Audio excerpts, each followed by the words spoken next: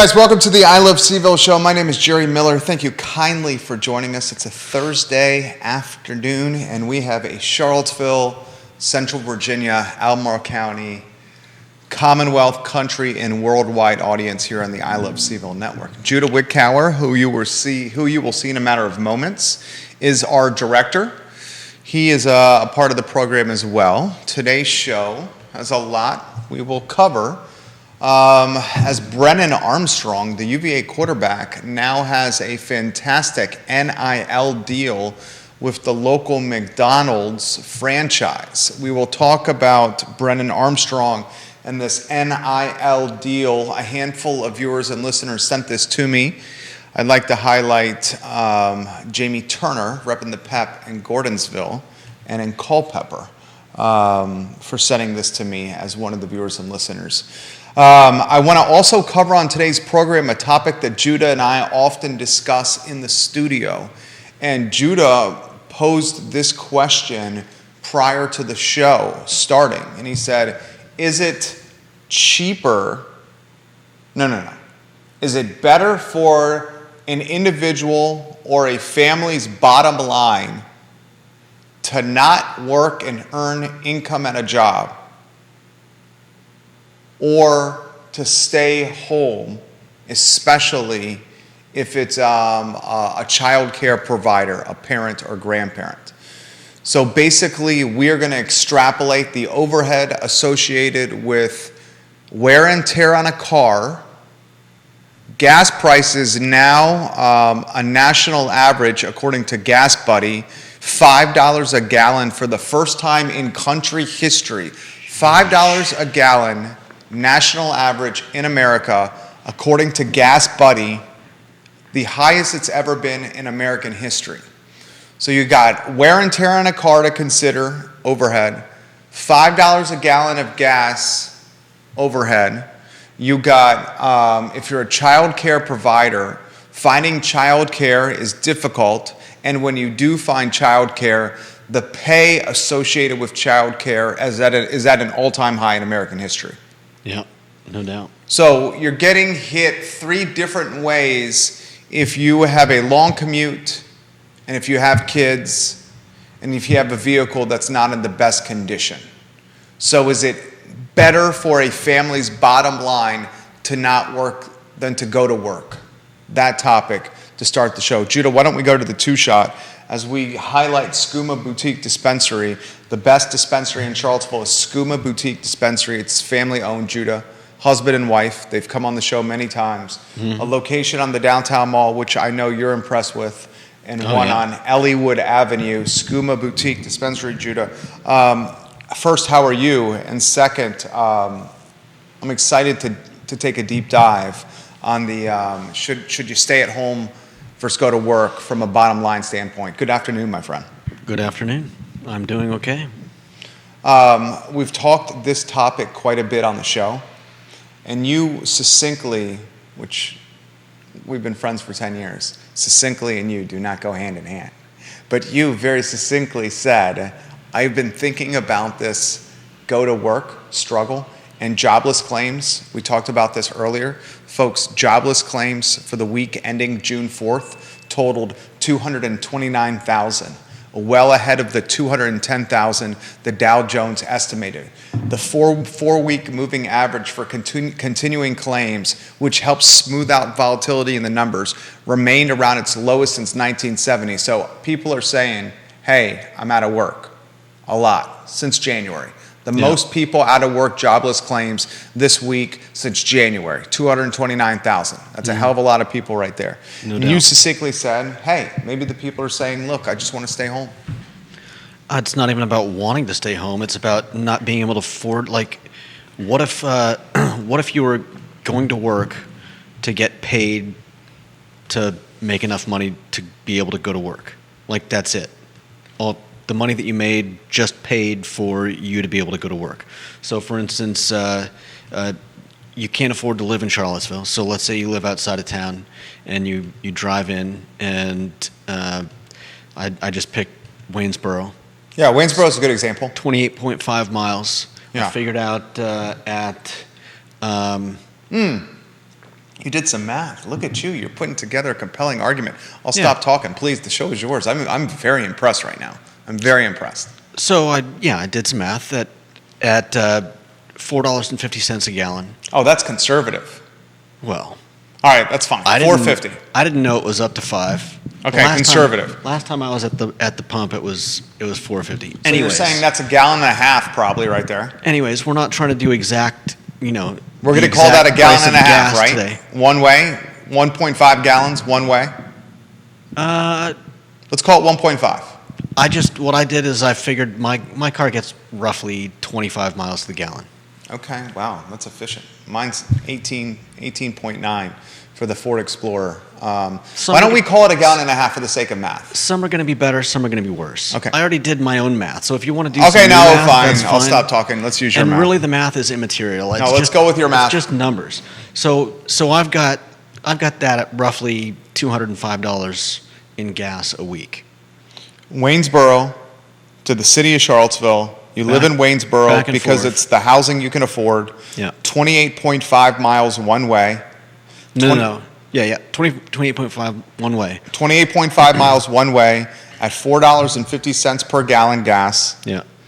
You're doing less than 60 miles round trip from Waynesboro to the city of Charlottesville. Remember, you're living in Waynesboro and you're working in Charlottesville because Waynesboro is what you can afford from a mortgage standpoint or from a rent standpoint, because Charlottesville and Albemarle County and Fluvanna and Louisa and Greene have all gotten so expensive. So you're dropping $2 to $2.50. I think your number's light. Let's say $2 to $2.50 a week. Let's call it $2.50 for the sake of a conversation. Okay. Gasoline alone Yeah, just for gas. is a G note, is $1,000. Yeah. $1,000 a month. Gasoline alone is what you're saying. Right. So add to that the cost of fixing up your car once, twice, 3 times a year. I just read something about somebody was saying there's massive potholes over by barracks. They just blew a tire because of the poor roads in Charlottesville. I don't know how many of you have gone and bought tires recently, but you can probably get. They're not cheap. Like the cheap ones are what, maybe $50, $60. Well, those are often used. Yeah. That's not a new tire. If you want a good new tire, And you're the thing dropping is- 2 bills. Yeah. And you get what you pay for. You can buy a cheap tire, but you're just going to have to buy new ones in a year and a half, 2 years. Whereas if you buy more expensive ones, they last longer. Okay, so let's say for the sake of a talk show and to be succinct, it's $1,000 a month in fuel and petrol. That's $12,000 a year. Let's write these numbers down. Mm-hmm. You're paying $1,000 a month to commute from Waynesboro to the city of Charlottesville, round trip Monday to Friday or 5 days a week or however many shifts you work. You're living in Waynesboro because all you can afford is the mortgage and the rent in Waynesboro, which is a hell of a lot of freaking people. Waynesboro, one of the few last bastions of affordability housing-wise. You're $12,000 a year. Let's say you got 2 mechanic visits a year. 2. Very possible. One of them is going to be a routine visit, and the other one is going to be a medium visit. None of them are going to be catastrophic. I'm going to say altogether, conservatively, it's $1,000 for you to drive that kind of mileage and mechanics fees. We're at $13K. Yeah. So write down $13,000. Well, and that's off the top, Judah. That's off the top. That's off the top, right? Because if someone who's working for UVA, majority of people that work for UVA are clocking about $40,000. $40,000 a year. Majority of people working at UVA. Yeah. And if you're commuting from Waynesboro to your UVA job at $40K a year, and you're just $13,000 right off the top, right? Yeah. UVA, you may earn, you're saying you're making $40K a year, but you got taxes, you got a lot that's not what you're taking home every 2 weeks. Right. But that $13,000 is off the top of the 40. You see what I'm saying? Yeah. And then let's add the non-educational, the non-school months, the non-school days. So when childcare is not available through being in school, let's say you've got a kid that's not even in school yet. right? I'm reading here that it costs on average about $14,000 a year for infant care in Virginia. And imagine if you have 2 kids. So that's another $14,000. Well, I can tell you, and I'm not going to say where, but our little guy is in pre-K 3, and pre-K 3, which is 8:40 a.m., 8:40 to 12 p.m. high noon, is essentially $500 a month. And that's not even the afternoon hours. Yeah. That's pickup at noon. And then if you want extended care, there's an additional fee for that. So Sure. child care 8 to 5:30 or whenever pickup time is, that's going to run you probably $1,000 a kid, if not more. Yeah. So if child care is $1,000 a kid, and you're not going to need the child care, we're going to be conservative when doing this business, when building this business model. You're not going to need the child care when school is in. We're going to call this a school-aged child, okay? A child that's in the public school system.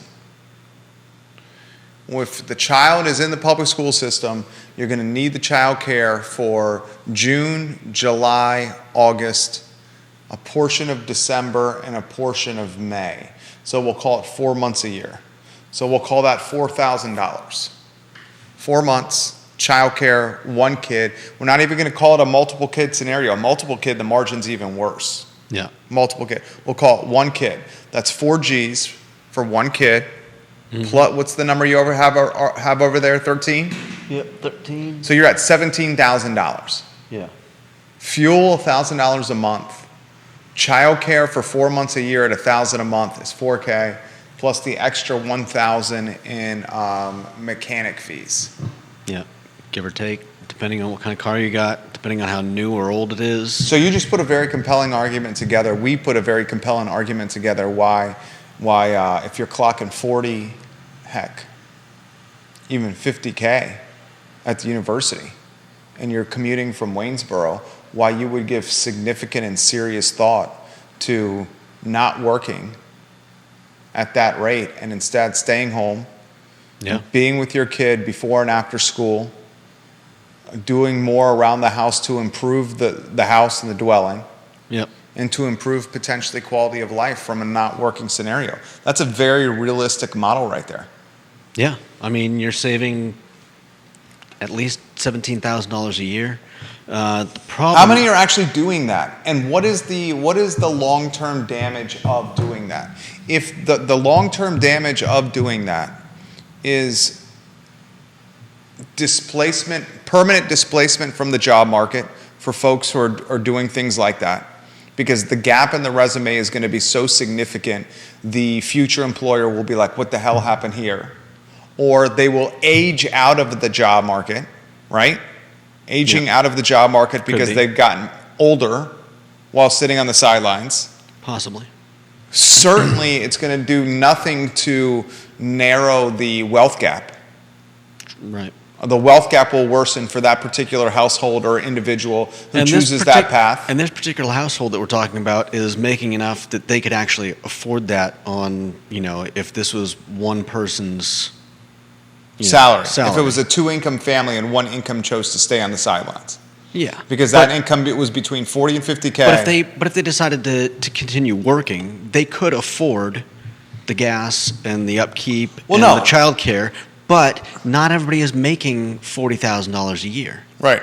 It's particularly in the the F&B industry and in other housekeeping. I mean, there's plenty of people that at the university are not clocking 40K. Yeah.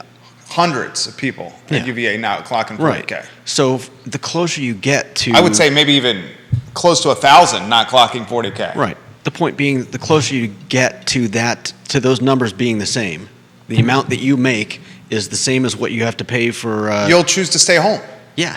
Yeah, no doubt about it. You might lose $1,000 a year. You might lose a little bit of money, but and here's the troubling part for me is that credit card debt is massively spiking. As we talked about before the show, people paid off a lot of debt during the pandemic, which is a good thing. But now that the price of everything is rising, credit card debt is going up as well. So imagine that family who says, look, we're going to lose a little bit of money, but it's going to keep me sane to stay home with the kids. We don't have to worry about driving them, getting them to a stranger watching them. Yeah. Or taking them to a school. We all know the tragedies going on in schools today. Yep. And that causes stress even at my house. Yeah. My wife thinks and talks about that. We had a conversation about that last night. She said, I'm hearing every single week about one of these damn things, one of these damn shootings. Yeah. And that really hits close to home when you have Baby Bear that is out of your den. Yeah. In one of those settings. You got to hope that wherever you're taking them, they... Right.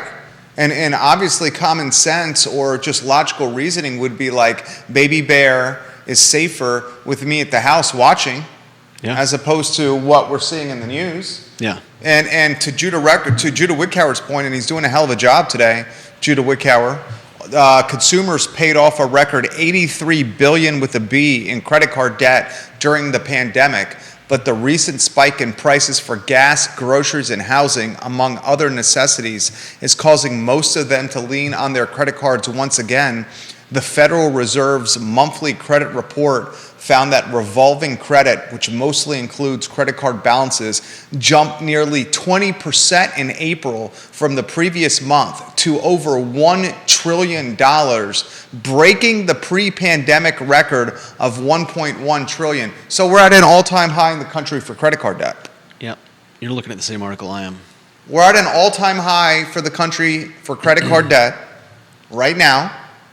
We're at an all-time high for the country for gasoline, $5 nationally, according to Gas Buddy, on average across the country, right now. If you look at shelves, there's, You've mentioned that, grocery store shelves, you say are pretty bare. Yeah. We were just talking with Keith Smith the other day about the fact that, half the bread aisle is empty. So you just made a very compelling argument of... and the example was an individual or a family, and someone in that family, mom or dad, mom and mom, dad and dad, whatever individual. When does it get too expensive to work? I mean, I think probably the threshold's $50K.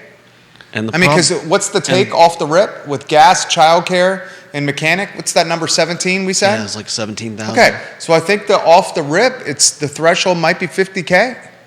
Now, it's very different if it's a one-income family versus a two-income family. A two-income family can make that decision much more than a one-income. One-income probably can't do it. Two-income, you just put a very compelling argument why they could do it. The unfortunate aspect But do they want to? Well, that's what I'm saying. That's what I want to cover.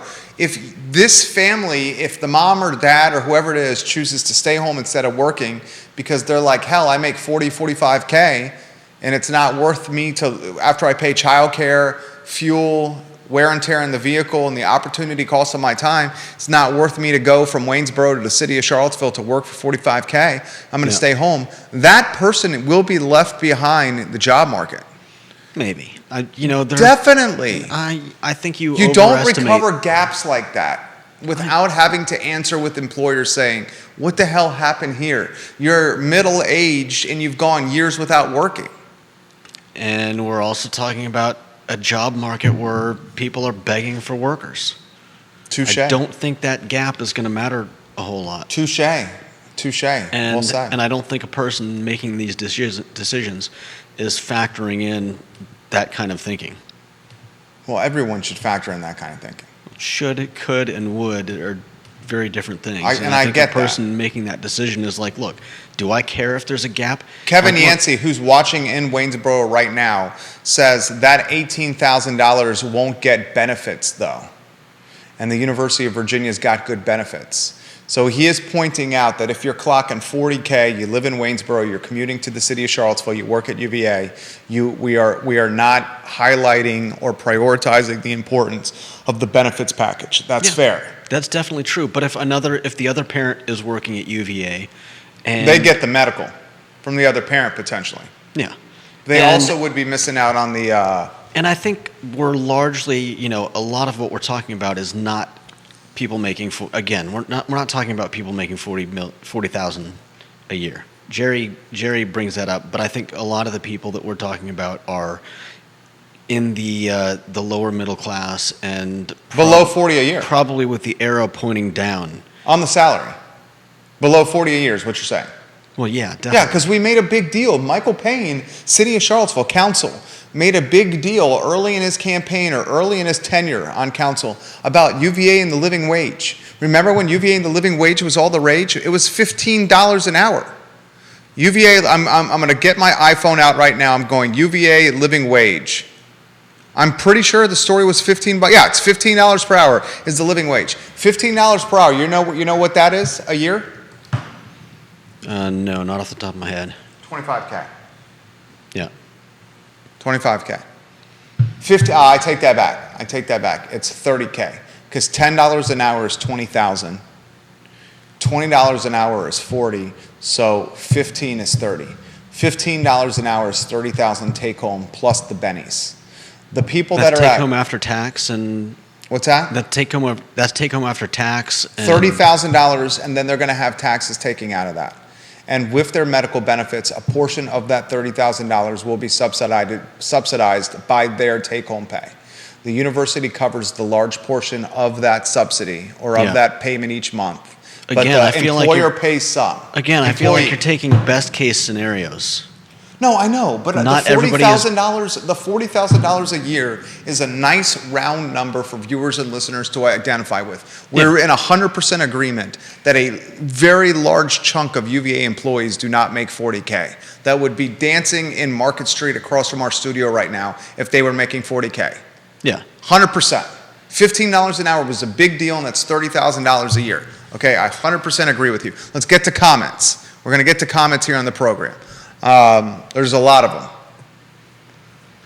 Travis Hackworth is watching in Danville, Virginia. He is the king of Danville. Travis Hackworth. I had a job like that before. I drove an hour each way for a job that paid $12 an hour just to be able to have health insurance to get seizure medicine. Wow. I only survived because of my parents. Back in the big recession of 2008, 2009, and 2010. He also said, y'all are getting robbed in childcare costs. We're paying $125 a week in Danville in the New River District. Wow. More comments coming in. Kevin Yancey. He's challenging the fuel costs. We'll do the math together, Kevin Yancey. He says, I drive a four-wheel drive Suburban from Waynesboro to Crozet every day and don't come close to $500 a month. I'm going to do the math. Let's do the math again. Waynesboro is a lot closer to Crozet than it is to 100%. 100%. Waynesboro to Crozet is way closer. Waynesboro to Crozet is like the halfway point of Waynesboro to Charlottesville. Can you put in Google Maps or some kind of mileage checker, Waynesboro to UVA Hospital?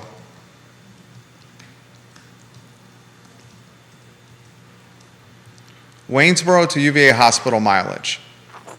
It's about 24. You had it at 28.5. That was when I put in Charlottesville to Waynesboro. All right. This is Waynesboro to University of Virginia. Okay, so I'm going to call it 25. Okay, I'm going to call it 25. I'm going to say on that 25, the average vehicle out there, that's 1.5 vehicle, that's 1.5 gallons. 1.5 gallons. Okay. Okay. We're going to use, for the sake of math, because gas, does everybody watching and listening to the show think that gas is going to go up in price per gallon? Can you put your hand in the air if you think gas is going to go up from here on June 9th? Is your hand in the air or no? You don't think gas is going to go up? Where else is it going to go? Okay, gas is going to go up. So I'm going to use $5 a gallon. Okay. I'm going to use $5 a gallon. That's 1.5 gallons. So 5 times 1.5. 7.5. Yep. 7.5, right? And that 7.5 was one way. Yeah. That was one way. That was not round trip. That was Right. one way. So that's 15 a day. Am I right? It's one way times 2. So $7.50 times 2 is $15 a day in petrol. 15 times 5 shifts a week. That gets you 75 bones. 75 bones times 4 weeks, 4.5 weeks a year. It's called 4.5 weeks a month. That gets you around $400 a month in fuel. That 1,000 is high. So we're going to go 500 on that gas instead of the 1,000.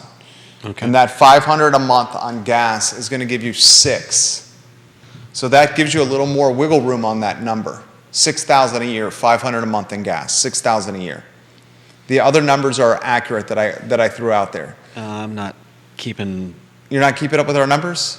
I kept up with the numbers, even if you didn't keep up with the numbers. No, I had it at 17,000 total, but I yeah, wasn't the other keeping, like, a numbers running- were 4,000 for childcare, which then takes you to 10K plus 1,000 for mechanic fees. That gives you 11,000. That's an accurate number right there for you, Kevin Yancey. Respect for holding us accountable right there. 11 G's, very conservative and realistic, off the top to commute from Waynesboro proper to UVA to work at the hospital. If you're making 30 to 40 G's a year, you're like, maybe I shouldn't be doing this job and I'll just stay home, especially if you have kids, especially if your partner's doing well. And this is what could be contributing to the vacancies that are out there everywhere in our region, in our local jurisdictions. And this also could be contributing to why credit card balances are at an all-time high in America. That came out today. Those data points out today. Credit card balances in America, all-time high for this country. Let's go to the Queen of Jack Jewett, Carol Thorpe. 25 years ago, I crunched the numbers after I gave birth to my son, Carol said. I determined it did not make sense to go back to work because I would pay 80% of what I earned to taxes, childcare, transportation, and work-related expenses. The salary and health insurance my husband earned through his work supported us, so we managed without the extras that 20% of what I would have earned would have given us. Our son got to have his mother at home his entire childhood, and I never regretted my decision for a minute. Carol Thorpe. That's a fantastic comment. Yeah. Fantastic comment. I'm going to respond to your comment by saying, this is fantastic. Carol Thorpe. Carol Thorpe. This is fantastic. Exclamation point enter. Neil Williamson watching the program. Neil Williamson says this, for what it's worth, employment gaps are less important in this environment. Judah is right. That's what you were saying. No one's going to care about the wealth gap or the employment gap if they choose in this environment to stay home. Yeah. When I say the collateral damage, of staying home is that they will be left behind in the workforce. Yeah. And we're seeing so many people switching careers right now that, again, I just don't think it's that important. But we talked yesterday in the middle of this week how pivoting or transitioning or switching to new careers has never been more arduous or difficult or expensive. With inflation and all the pausing earning now. In some cases, that is definitely true. But in other cases, like if you're switching to a similar job that you just don't know the basics of, it's a good employer can find ways to teach you. We're not talking about. I don't buy that. I don't buy that. I do.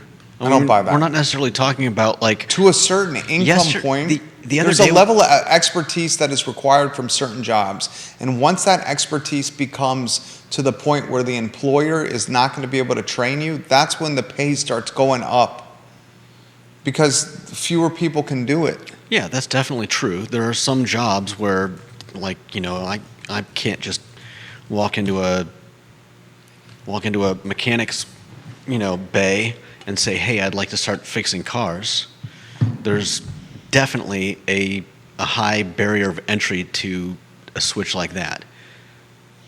Erin King is the Queen of Scottsville, one of Western Albemarle High School's finest graduates.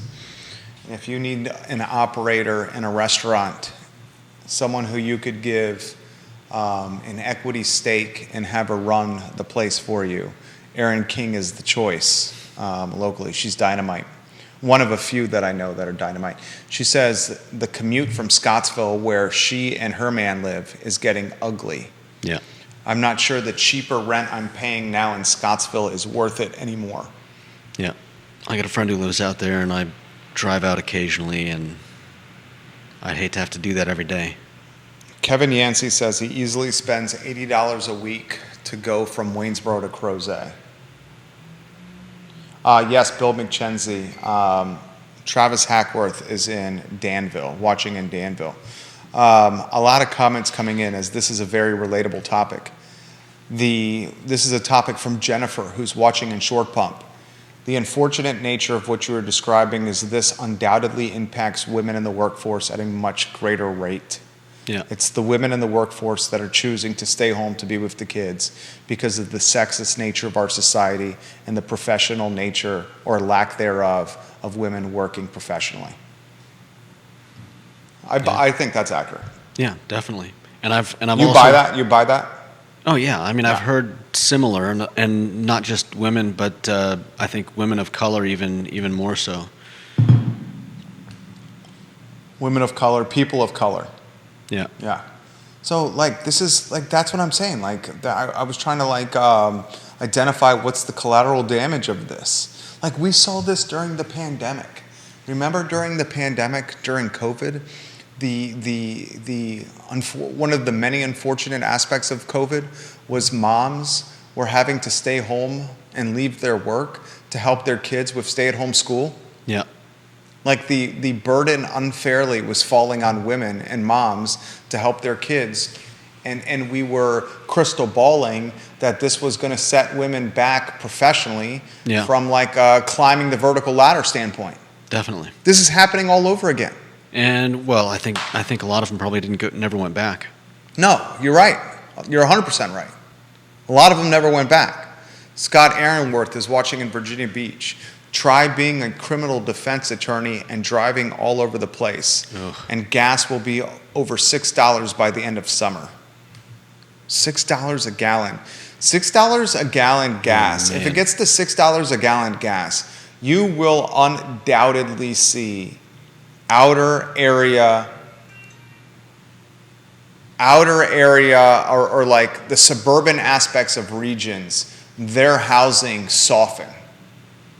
And I understand we're underhoused from a rooftop standpoint. We're what do we say? We're not saying inventory. We're lacking inventory right now. We're lacking places to live, or whatever the hell we're calling it here. But eventually people are going to be like, dude, $6 a gallon gas changes that math for the person commuting from Waynesboro completely. Oh yeah. It changes it completely. It's a good talking point. Where are the people? All right, I want to get to a couple more items here before I want to talk to city manager in Charlottesville. Brennan Armstrong signed a NIL deal. And this is a pretty big deal. He's the quarterback of the University of Virginia.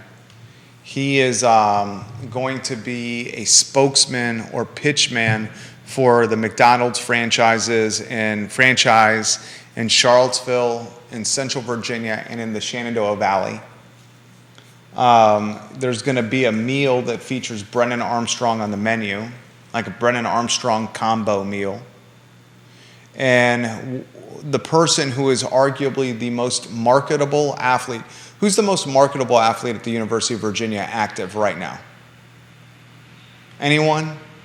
It's Brennan Armstrong, right? Can anyone compete with Brennan Armstrong from a marketability standpoint as an active UVA athlete? Maybe Kie Clark, right? National champion, and the likable, approachable nature, relatable nature of being a 5'7" athlete, 5'8" athlete, Kie Clark, which is very normal in stature and size to average Joes and average Bettys. Maybe Kie Clark can compare to Brennan Armstrong, but still Brennan Armstrong supersedes Kie Clark. Brennan Armstrong, this NIL deal will put his face all over the Golden Arches in the Shenandoah Valley and in Central Virginia. It also includes a charitable component with the Charlottesville Ronald McDonald House. And it allows Brennan Armstrong, one of the best quarterbacks in UVA football history, to make some money in his last year in college. He's going to make some money. So that's news. Armstrong, face of pitchman for McDonald's in Central Virginia and the Shenandoah Valley. This is a topic we didn't get to last week, 2 shows ago, that I'm going to dot the I's and cross the T's on. Chesterfield County, Virginia, there's a 320-unit apartment complex called Hunter Chase. And Hunter Chase in 2017 sold for $42 million. Late last month, that same apartment complex sold for nearly $80 million, or 2x in a 5-year period of time. The new owner is Capital Square, a Henrico-based firm that is busy buying Richmond multifamily real estate. One other item we didn't get to, and then let's go city manager talk real quick if we could. The other item we didn't get to is the UVA golfer who is playing in the U.S. Open. So Denny McCarthy, a former Virginia All-American golfer, qualified for the 2002 U.S. Open this past Monday during a qualifying event in Columbus, Ohio. He posted rounds of 69, 67, and 67 for a 36-hole total of 7 under par, 136. So this dude's going to the U.S. Open in 2022, a Virginia All-American. It's his 6th appearance in a major championship. He played in the U.S. Open in 2015 and 16 and the PGA Championship in 2020, 2021, and 2022. All right, last topic of the show is the city manager. Let's go back to the 2-shot on the city manager if we could. So the news that was reported in the Daily Progress today, Ginny Bixby, was City Council extending the city manager contract with the Robert Bob Group, the consulting firm. Through December. Through this year. We knew that already because Lloyd Snook and Juan Diego Wade, when they came on Real Talk with Keith Smith here on the I Love CVille Network, they said that not only was the Robert Bob Group consulting firm going to be extended through the end of the year, but even Lloyd Snook hinted that Michael Rogers, the consultant city manager, could be extended through budget season next year. Because he wanted continuity. Is that the word, continuity? Continuity, thank you. He wanted continuity with leadership in the budget cycle next year. So this is the question I want to close with and ask everyone that's listening and watching this program. If CVille City Council is so enamored and so smitten and so full of lust and romanticized and so doe-eyed, what can I get another synonym for being romanticized or full of lust or enamored? And I don't know. I think you covered it pretty well. Getting all in their feelings. What's another one? What do you get when you see bromance? Bromance is not a good one. No. So why would City Council be bromancing with Michael Rogers? They could be enamored with Michael Rogers. Why would they be lusting after him? Because they like him. They think he's cool. All right, fine. We'll include your bromance if you want. If City Council is so bromanced with Michael Rogers and the Robert Bob Group, why doesn't City Council make a legitimate push to just hire Michael Rogers full-time? They're paying the Robert Bob Group an additional $155,000 for the final 6 months of this year. The extension through this year is costing us as taxpayers an additional $155,000. So you're saying cut out the Robert Bob Group and hire just Michael Rogers, pay him $200, save some off the top, and make this guy the permanent dude. Yeah. Take the bromance from bromance stage and make it marriage and permanent. Why do we have to be bromancing this guy? Let's not bromance this guy. Let's love cuff him and slap a contract and a ring on him. Let's love cuff Michael Rogers. Am I missing that? Am I reading that wrong? I don't know. Love cuff the dude. Love cuff Michael Rogers. If he's doing a good job, let him keep doing a good job. Yeah, he's doing a great job. Let's love cuff him. Why do we want to keep it in this like courting stage or this dating stage where it's like Does this go in the column of overpaid consultants? yeah, take them out of overpaid consultant and love cuff them and make them permanent. Make them full-time. You like them? Marry them. Am I missing something? No. What am I missing? No, I think it's good. Carol Thorpe, city taxpayers are paying a rate roughly 4 times as much for the consultant city manager as they would pay for the usual city manager. 4 times. She's exactly right. Yeah. You love this guy so much that we're going to pay him 4 times the rate. Just love cuff him and make him permanent. Yeah. Neil Williamson, which comes first, new zoning code or new city manager? Lloyd Snook straight up said, Neil Williamson on Real Talk with Keith Smith, that he is not opposed to keeping Michael Rogers and the Robert Bob Group in through budget season of next year. So budget season of next year, you have to say legitimately would probably run into April or May of next year. And the article you sent me said that they actively want to get a new police chief before They want to hire the police chief. before they even consider who to hire for City manager. Which I think is bogus and BS, and I've said that routinely on the show. I've said this routinely on the show. Council, this is what literally is happening.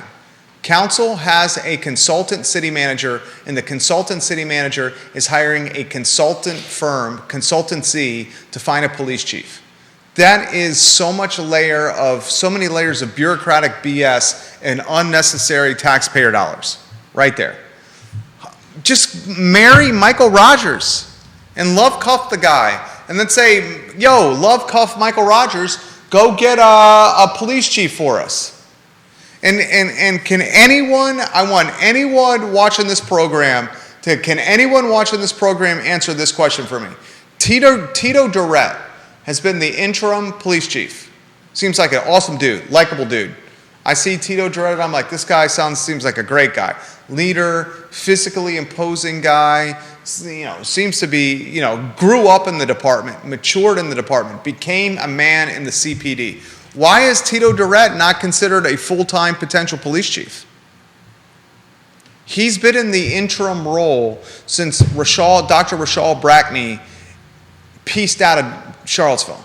Yeah. Wasn't that October or November of this past year? Something like that. It was October or November. That means Tito Durrett, the interim police chief, has been in the interim role for 7 months at least. Yeah. For 7 months, he's been in the role. And dude, Ginny Bixby reports in the Daily Progress today that the permanent police chief won't even be in play until October. That means the interim police chief will be in an interim position for most of a year. Almost a year. Yeah. Just make him the permanent one. Yeah. If he's doing a good job. Make him the permanent one. Unless he doesn't want it. Yeah. Am I missing something here? Get Michael Rogers and be like, Michael, we're going to hook you up. We'll give you what would you have to do to incentivize Michael Rogers to be the to be the city manager in Charlottesville, Virginia? What would you offer him? There's Mayor Lloyd Snook outside the studio there, leaving his office, going to the front of the Macklin building. He got a fresh haircut. He's looking sharp. Got a blue Oxford on, button down, and a red tie, and pressed pleated khaki pants. Sharply dressed Lloyd Snook. Sharply dressed. You find that funny? Why do you find that so funny? You're describing his dress. What would you offer Michael Rogers to be the full-time city manager if you were city council? I'd offer him. Depends on whether or not he's got a house around here. Of course he does not have a house around here. Well, then that's what I'd offer him. Why would he have a house around here? He's been interim city manager for 6 months. He hasn't bought a house here.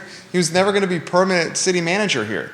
I would offer him $225,000, a city-issued vehicle, take-home city-issued vehicle, $225K a year, city-issued take-home vehicle, city-issued cell phone, city-issued laptop, medical for him and his wife and kids, if he has them, and a stipend of $25,000 or $50,000 for moving expenses and a stipend that can be contributed or allocated to a down payment for a house. $225,000, call it a stipend of $22,500, 10% of his salary, so an additional 10% up front is a signing bonus, a take-home car, 1 vehicle, a gas card, a phone, cell, a laptop, and Benny's medical for his family. Yeah. What? That's a pretty damn good deal. City manager's a bona fide position. Dude's the CEO of a $200 million operation. Yeah. I mean, literally is the CEO of a $200 million company. CEO of a $200 million company making $225,000 a year, that dude's probably underpaid. $200 million company's CEO is probably clocking more than $225. That $225 may be base for most private companies plus a piece of the back end profit or revenue. All right. Anyway, that's my pitch. Kevin Yancey says, laughing my ass off, bet he lives in Albemarle County. That's funny, and the irony is that he cannot live in Albemarle County. He has to live in the city of Charlottesville. Did you know that? No, I didn't. It is hilarious, though. Yeah. Carol Thorpe. Tito was in charge of the SWAT team that had so many problems and got disbanded. I wonder if council is concerned about getting some community backlash if they promote him. I get that. That's a good point, Carol. I understand that. I understand that. My response to that would be this. Tito matured in the department. Interim Police Chief Durrett matured in the department. I believe he's the first African American in Charlottesville Police Department history, Tito Durrett. He has been a stable, quiet leader who stayed in the background, the antithesis of Dr. Rachel Brackney, who lived in the limelight. Interim Chief Durrett is staying in the background. He would be a viable choice for me. Neil Williamson making a Mo Jones joke. Maurice Jones joke. Sounds like the deal in Chapel Hill. Maurice Jones got, as city manager, he got the hookup on some grad school tuition coverage and some loan forgiveness before he went to Chapel Hill. I have called it, well, I'm not going to call it what I called it in the past. I got contacted by the gentleman's camp, we will say. Oh. Yes. All right, that's the talk show. I thought you did a great job today, Judah Wickower. Thank you. Seriously, I sincerely mean that. Good work today. Judah Wickower is becoming a more of a contributor to the program, and I think it's to the betterment of the show. So if you see Judah Wickower walking around Central Virginia, give him some props and give him a high five and talk to him about the talk show and give him some topic points or stuff to talk about, and we'll bring it into the program. Yeah. You like talking to the viewers and listeners. I know you do. Good job today. That's the Thursday edition of the program. Tomorrow is Friday, and on Real Talk at 10:15 a.m., Keith Smith has lined in, secured, he's booked, he's scheduled. Christopher Bremett of Bramante Homes. Christopher Bremett is a custom home builder, and he's also booked and scheduled Amanda Lamont, who's the sales coordinator for Stanley Martin Homes, who is a production builder. So on Real Talk with Keith Smith, we will have the dynamic or the dichotomy, Judah, of a production builder I don't and know a if custom dichotomy home is the builder. right word. What's the definition of dichotomy? A dichotomy is like... Look up the exact definition. Okay. It's like two things that don't quite... they're like opposites. Okay, dichotomy exact definition. Let's go Merriam-Webster. Dichotomy. A division or contrast between two things that are or are represented as being opposed or entirely different. A division into two, especially mutually exclusive or contradictory groups or entities. Something with seemingly contradictory qualities. Tomorrow's edition of Real Talk with Keith Smith will feature the dichotomy between Amanda Lamont and Christopher Bremett and Stanley Martin and Bramante Homes. That works. That works. That works. You don't think that works? You don't think that works? Not really. Why? How are they a dichotomy? They're different. Everybody's different. That doesn't mean One everything. is a custom home builder and that one is a doesn't- production builder. That doesn't make everything a dichotomy. You don't think that is a dichotomy? Not really. All right. I think it's a dichotomy. Tomorrow, whether it's a dichotomy or not, they're on at 10:15. Then the I Love CVille show at 12:30. Judas, say goodbye to everybody. Goodbye, everybody. Goodbye, everybody. Take care. Have a good day.